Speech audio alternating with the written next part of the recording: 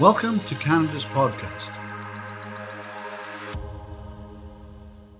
Hi everyone, welcome to Canada's Podcast Network. I'm Phil Bliss, a business visionary, coming to you today from Toronto. Canada's podcast, we talk to entrepreneurs who are making it happen across the country. Today we're with Greg Van Cleef, who's president and CEO of Elentra Corp. So without further ado, let's get into our discussion with Greg. So Greg, welcome to Canada's podcast. Great to see you and nice to meet you. For the sake of everyone that hasn't done a little bit of research about you, tell us a little bit about who Greg Van Cleef is, a bit more about where you are today and what got you there, basically. Give us a kind of 5-minute roundup of Greg, basically. Sure. Yeah, great. Well, thanks, Phil, for inviting me on today. It's a pleasure to be able to join your podcast and add my name to the legions that have gone before. I'm thrilled to be here. So I'm a 25-year veteran of the tech industry here in Canada.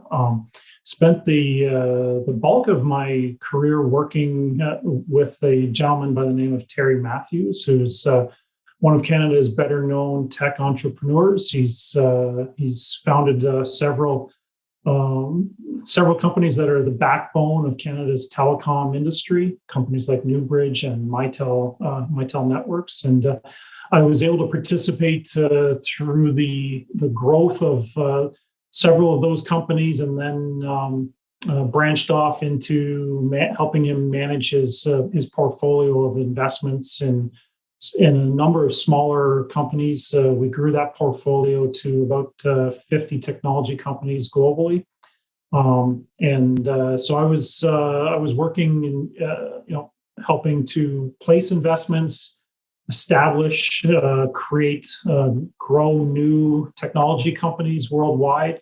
That gave me exposure to, in turn, recruiting young entrepreneurs and executives to lead those companies, and that enabled me to take on and grow into a bit more of a mentor role as I served on boards of directors, as chair of boards, and occasionally took line management roles with a number of those companies. That was great experience for me. It gave me great exposure to what it takes to create and grow a viable technology company, and all of the attributes that an entrepreneur needs to possess to make that happen. It was invaluable learning for where I am today. You mentioned off the top as you introduced me that I'm now the CEO of a company called Elentra Corp. We're a young SaaS-based platform that enables health science universities around the world to deliver and manage their curriculum.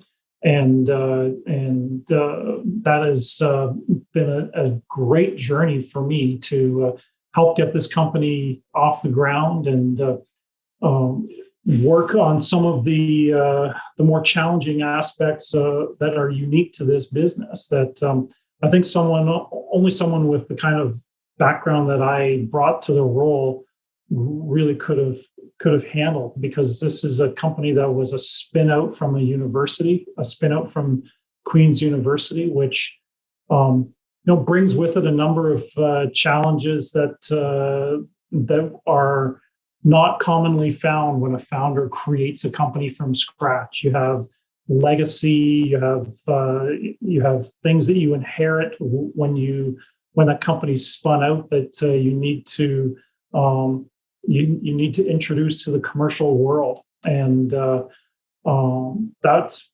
given me a tremendous thrill to be able to do that. I'm working with some really, really bright people. We've managed in partnership with our founding university to get the company set up, and we're growing the business. We're adding new clients globally. We're taking software that was built by universities for universities, and we're turning it into a commercial SaaS cloud-based platform. And that's just a great big juicy challenge for a manager and entrepreneur to dig into, and having the time of my life. And that's kind of been my journey through the tech world and my career in tech.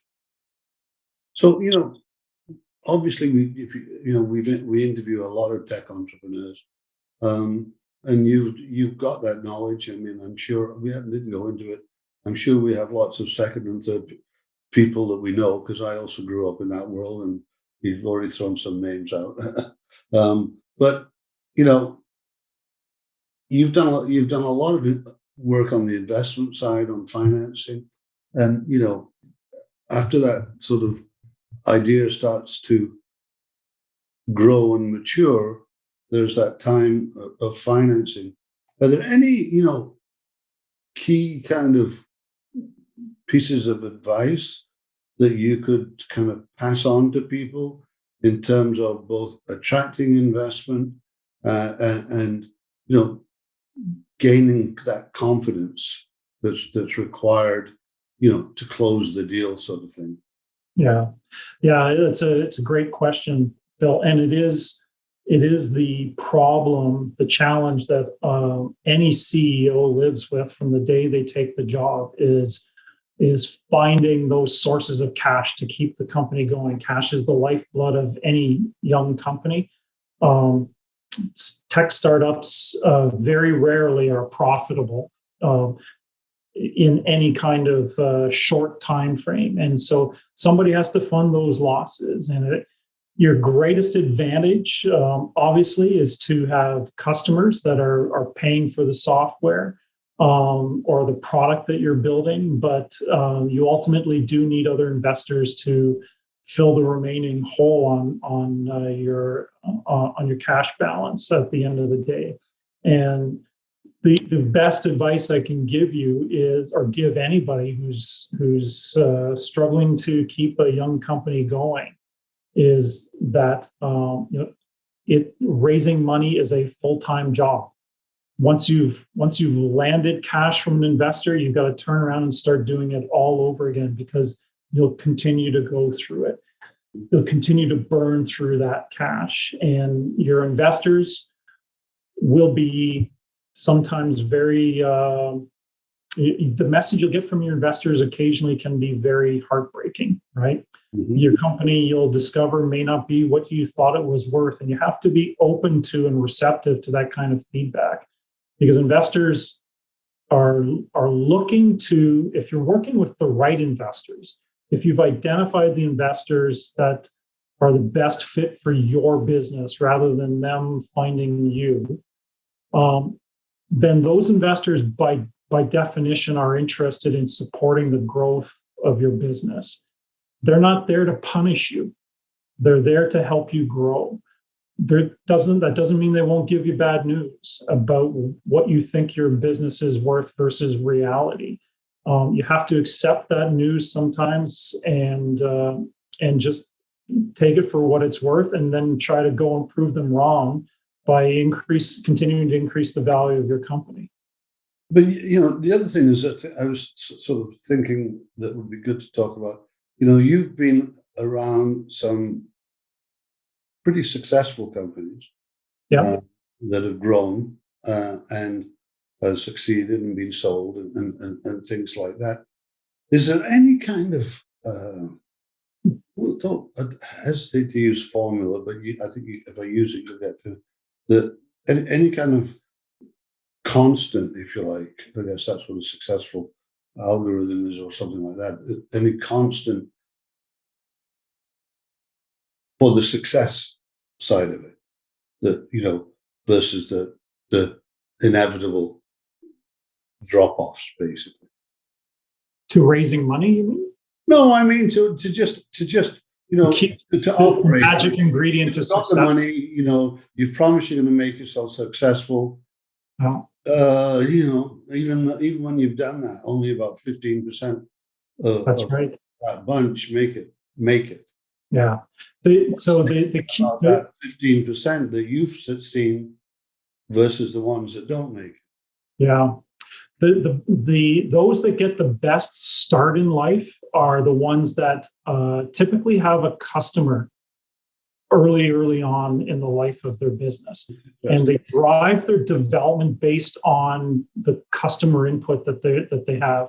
And that customer needs to be a paying customer, but they're going to be a very they're going to be a customer with a very high risk tolerance because they're working with a company that has no background, no proven track record, not even a product by any real definition when they start working with the company, but they're willing to take on the company's offering and work with them as they develop and mature the product. That kind of customer has enormous value to a startup company. It gives you insight into your market. It gives you, because you have revenue, it gives you value in the eyes of an investor that they can start to measure based on your revenue. Mm-hmm. And it gives you a benchmark to be held accountable to, right? Mm-hmm. That's a great asset versus the entrepreneur who has a brilliant idea, and there are a billion brilliant ideas out there that they go and they pursue at the cost of all else, bringing that vision to life as a product, but never having vetted it commercially in the market to see if anyone's actually willing to pay them for it.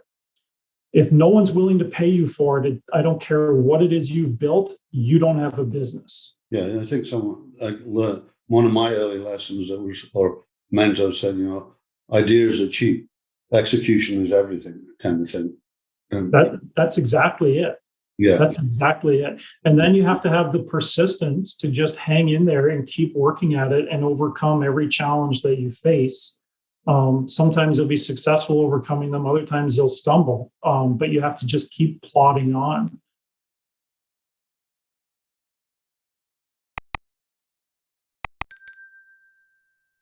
But you've been an entrepreneur for a long time.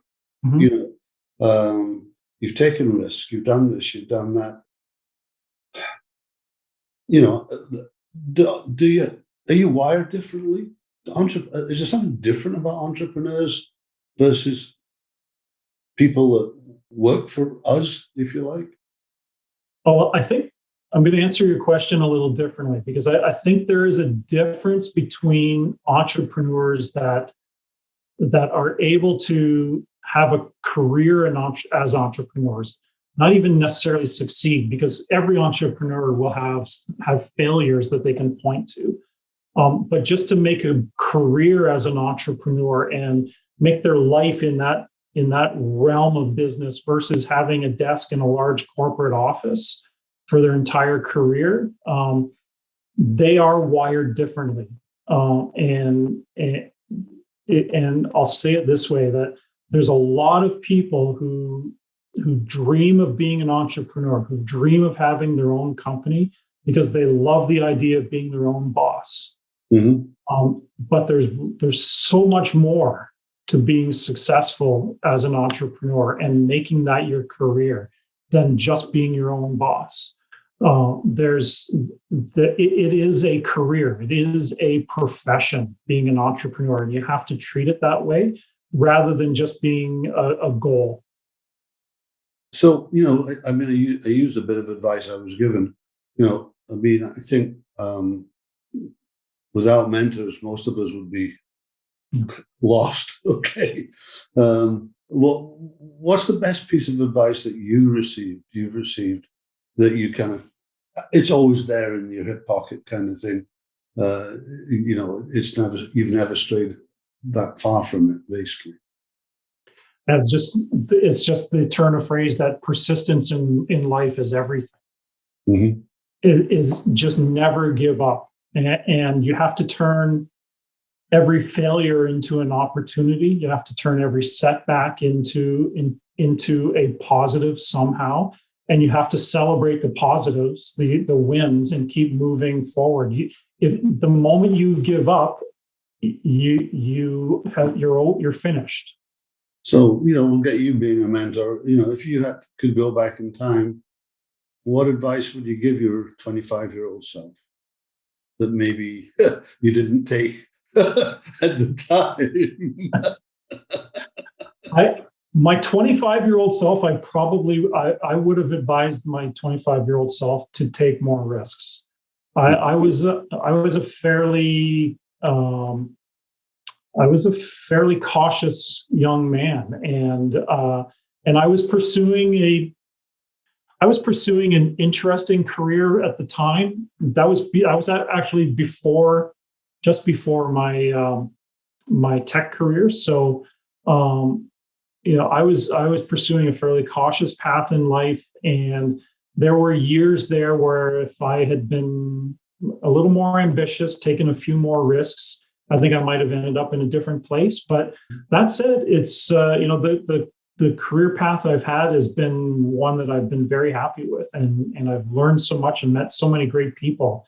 Yeah. It's difficult for me to unwind that and say I would have really done anything all that much differently. That's cool. Okay, let's get a little bit, less serious. Sure. What books are you reading? What book are you reading now or listening to? Don't care which, basically. Or what book would you recommend that our listeners should grab and absorb, if you like? Well, you'll be disappointed because I'm not reading any management books or anything like that at the moment. I'm in the middle of a series of just leisurely summer reading. It's not highbrow literature. It's a series of books by a gentleman named Douglas Riemann. It's World War II naval historical fiction, and Okay. it's just something that lets my mind. There's nothing wrong with that. There's nothing wrong with that. I do the same thing. Sometimes you want to escape from what you're living day to day. That's exactly it. Yeah, I agree with that. Another fun one. If you had to pick one word to describe yourself, what would it be and why? Oh boy, that's a great question. One word. Well, okay. Well, I'll give you between 1 and 3 words. Okay. I think if I was someone else describing me, I would probably say the one word is considerate. My personality tends to be one that is I like being good to people, and I tend to believe that if you're good to other people, you can expect the same response directed back your way, and that's exactly the way I manage. I'm not someone who will forego a caring approach toward my employees in favor of rigor on metrics. I tend to be more concerned about the success and the life struggle that the people that are around me are going through. Where I can, I try to help. Yeah. So let's just jump back into your business. I mean, what are you most excited about in your business today? Well, that's a great question. We have, as I said earlier, we have customers worldwide and some really great universities as clients. We're continuing to add fantastic new clients to our list, new capabilities to our product, and the company has grown significantly just even in the last 9 or 12 months. We're on the precipice of doing some amazing things as a young company in an industry that's increasingly starting to consolidate. The other thing that's happening in our industry that really excites me is it is an industry that is pursuing the curve of digitization. We still have a lot of clients, a lot of universities that are running their internal processes based on spreadsheets and homegrown solutions I'm pretty familiar with higher ed. I've worked on the tech side of it for quite a while. So yeah. Yeah. But they're just beginning to open their eyes to the power of a cloud-based solution and having a vendor that can that can continue to improve the functionality and feature set of a solution, and for the return of a monthly subscription fee is a revolutionary approach for many of these universities, and that excites me. Let's have one more fun one. Okay. In business, what's your favorite word or quote or sentence that you like to use? And what's your least favorite one?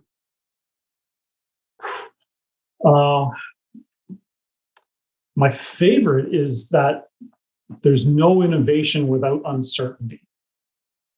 And I believe like that. I believe that to be really a powerful statement, because a lot of people, particularly if they're new grads that are working with a young startup, or if they're new to the startup culture, the risk that's inherent in that type of business model can be terrifying, and it can keep you awake at night. But that uncertainty is what produces the creativity and the innovation that drives young companies and leads them down the path to success. So what's the least favorite? The least favorite saying would be,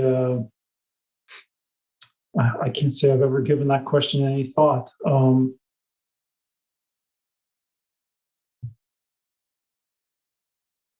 What do you get annoyed about when you hear it? Just like, yeah, that you've caught me with that one. Okay, that's okay. Yeah. Let me think about it. And I always ask everybody this: are you a morning or a night person? I used to be a morning person, but the older I get, the more difficult it is. But I still I wish I could stop being a morning person. I'm still more effective in the mornings. I really am. And I see we're coming to the end of our period, Greg. So I think it's been good. It's been really interesting. You gave people some really terrific, insights. I think that's been really, really interesting. But I mean, it often spurs things. How can people get a hold of you if they hear something that they want to follow up on? What's the best way for them to connect? Yeah, so I am on LinkedIn, and they can find me there. That's probably the best way. Mm-hmm. I am going to circle back to your earlier question about sayings that drive me crazy. Yeah, go for it. So as an investor, it always drove me crazy to hear Silicon Valley investors telling their entrepreneurs to take a big check and go away and fail, because failure is a learning experience. And while I don't disagree that you can learn from failures, as an investor, I found it really, really difficult to believe that anyone would invest millions of dollars in something that they were encouraging to deliberately go out and fail and waste that money. So I prefer to think that if an investor puts their trust in you with their dollars, that you're gonna do your very best to be successful. I got to agree with you on that one. Got to agree. Okay, so people can get a hold of you on LinkedIn. Any other channel that's good? I'd say that's the best. Okay. The best. Well, Greg, thanks very much for coming on Canada's podcast. Great meeting you, and very interesting discussion. Thanks, Phil. Really appreciate the invitation, and it's been a pleasure talking with you today.